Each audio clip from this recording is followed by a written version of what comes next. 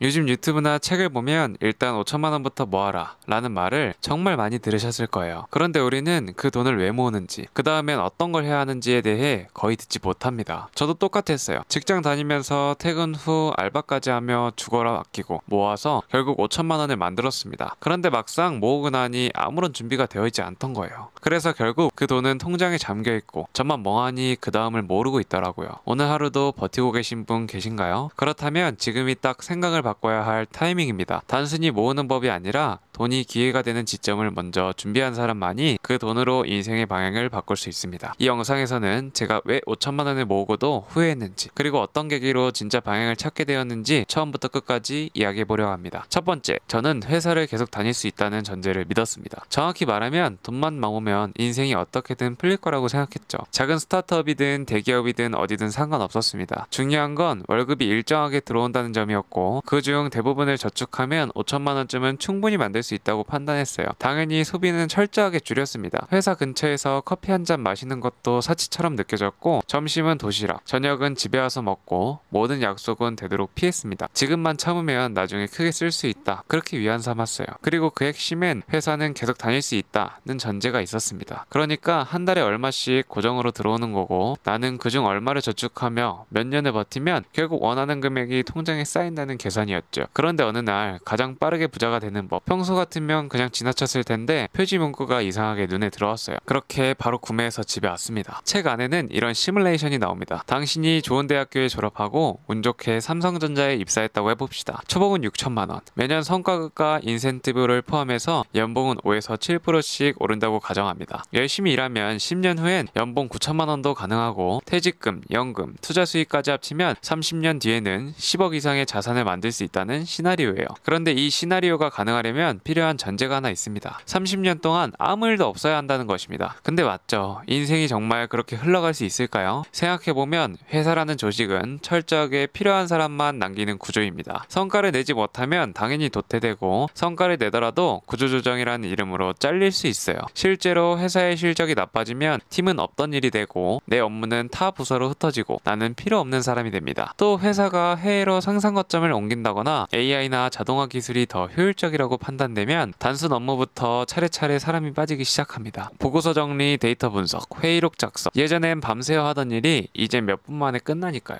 그 이야기를 듣고 나니 지금 내가 하고 있는 일도 그다지 오래 갈 수 있는 일이 아닐 수 있다는 사실이 현실처럼 느껴졌습니다. 그리고 이런 외부 변수 말고도 내 인생에는 내가 통제할 수 없는 일이 많습니다. 예를 들어 가족이 아파서 내가 일을 쉬게 될 수도 있고, 내가 다치거나 병에 걸릴 수도 있죠. 또 중요한 건 내가 다니는 회사 실적이 매년 좋아야 하고, 한국 경제가 외부 충격 없이 계속 성장해야 한다는 점입니다. 이 시나리오에서 내가 통제할 수 있는 건 도대체 뭐지? 내 성실함, 내 근무 태도, 월급의 일정 비율을 저축하는 계획? 그건 맞지만 내가 성실하다고 해서 구조조정으로 살아남는 건 아니잖아요. 내가 계획을 잘 짠다고 해서 회사가 살아나는 것도 아니고요. 그제서야 저는 그동안 믿고 있었던 계획이 사실상 내가 아니라 회사와 사회가 잘 돌아가야만 성립되는 그림이라는 걸 알게 됐습니다. 그리고 그 모든 것이 틀어졌을 때 저는 아무 대응도 못하는 사람이라는 것도요. 그래서 그날 이후 저는 처음으로 방향을 틀기 시작했습니다. 더 모으는 것이 아니라 내가 직접 움직이는 것으로, 통장에 쌓이는 숫자를 보며 안심하기보단 내가 직접 경험하고 배우면서 언제든 나 혼자서도 돈을 만들어낼 수 있는 사람이 되는 것, 그게 더 현실적인 준비라는 생각이 들었어요. 두 번째, 이걸 어떻게 써야 하지? 생각하지 않고 모은 점. 주식, 창업, 부동산, 선택지는 많았지만 아무것도 확신할 수 없었습니다. 경험이 없으니 감도 없고, 감이 없으니 판단도 어려웠습니다. 어설프게 시작했다가 돈을 잃을까봐 더 무서웠고, 그럴 바엔 더 모으는 게 낫다고 스스로를 설득했습니다. 하지만 정작 그 돈을 계속 들고 있는 게 더 불안하더라고요. 그냥 지고만 있는 게 정말 최선일까? 라는 생각도 들고요. 그러던 어느 날 유튜브에서 부동산 경매 영상을 보게 되었습니다. 제목은 3천만 원으로 부동산 시작하기. 과장된 느낌이었지만 궁금해서 한번 봤습니다. 내용은 생각보다 간단했어요. 물건 찾고 권리 분석하고 입찰한다는 흐름이었고, 중요한 건 그 돈으로 시작할 수 있는 방법도 있다는 사실이었습니다. 지금까지는 더 모아야 뭐가 된다는 전제에서 벗어난 적이 없었는데 그때 처음으로 이런 질문이 떠올랐습니다. 혹시 지금 가진 돈으로도 뭔가 시작할 수 있지 않을까? 실제로 2024년 한국금융투자협회 조사에서도 2030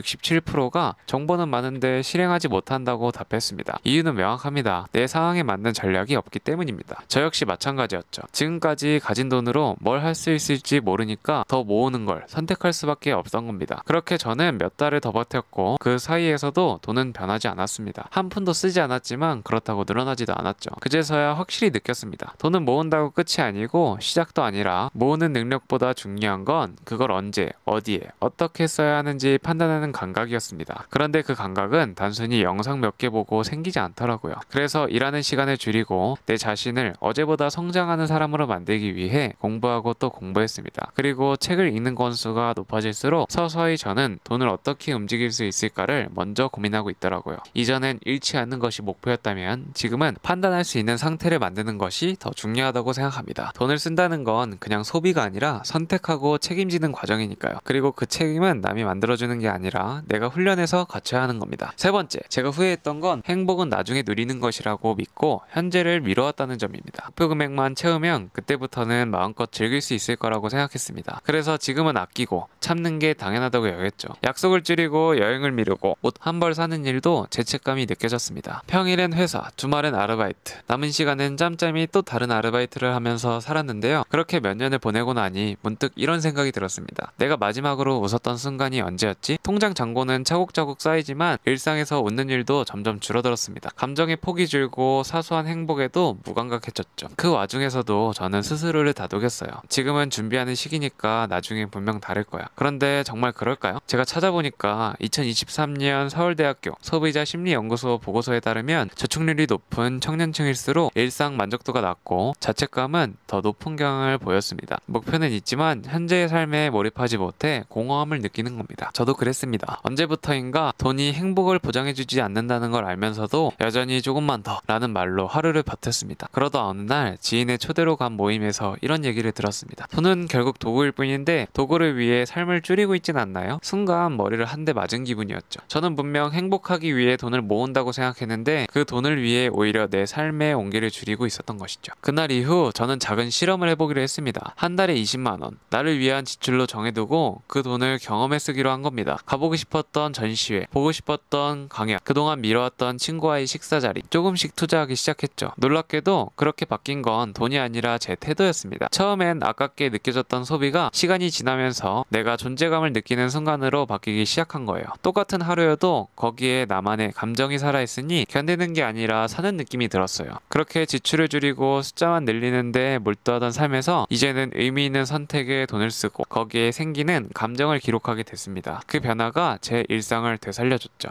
중요한 건 행복은 돈이 어느 수준에 도달해야 생기는 것이 아니라는 점입니다. 이렇게 세 가지 후회를 돌아보면 저는 돈을 모으느라 많은 걸 포기했지만 정작 그 돈이 제 삶을 바꿔주진 않았습니다. 첫 번째, 회사를 계속 다닐 수 있을 거라고 믿었고, 두 번째, 모으는 법만 익히고 쓰는 법은 배우지 못했으며, 세 번째, 지금의 행복은 나중에 미뤄야 한다고 생각했죠. 그런데 그 전제가 하나씩 흔들릴 때 깨달았습니다. 숫자가 아니라 내가 직접 움직여야 삶이 바뀐다는 걸요. 물론 돈을 모으는 과정에서 얻은 것도 많았습니다. 절약 습관, 계획을 세우는 힘, 꾸준함 같은 것들요. 그건 분명 제 자산이 되었습니다. 하지만 그걸 어떻게 쓸지 모른다면 결국 아직 준비가 끝난 게 아니라는 생각이 들었습니다. 돈은 쌓이는 순간보다 움직이는 순간에 의미가 있던 거더라고요. 그래서 저는 직접 해보기로 했습니다. 처음 선택한 건 부동산 경매였습니다. 처음엔 유튜브 영상 몇 편으로 시작했고 그걸 바탕으로 책 몇 권, 강의를 들으면서 첫 낙찰까지 가서 수익 1억을 내게 되었어요. 궁금하신 분들은 아래 고정 댓글을 확인해 보시면 좋겠습니다. 시행착오를 줄이고 제대로 시작하는 데 도움이 되실 거예요. 결국 삶을 바꾸는 건 숫자가 아니라 그 숫자를 어떻게 움직이냐입니다. 돈을 바라보는 태도와 움직이는 용기가 변화를 만드는 것 같아요. 지금까지는 모으는 데 집중하셨다면 이제는 그 돈을 어떻게 써야 할지 고민해 보셔야 할 시점입니다. 저는 그 변화가 충분히 가능하다고 믿습니다. 오늘 영상도 시청해 주셔서 감사합니다. 다음 영상에서는 더 좋은 정보로 돌아오겠습니다.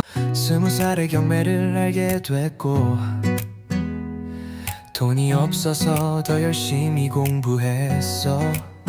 작은 집 하나였지만 내겐 세상에서 가장 큰 시작이었지.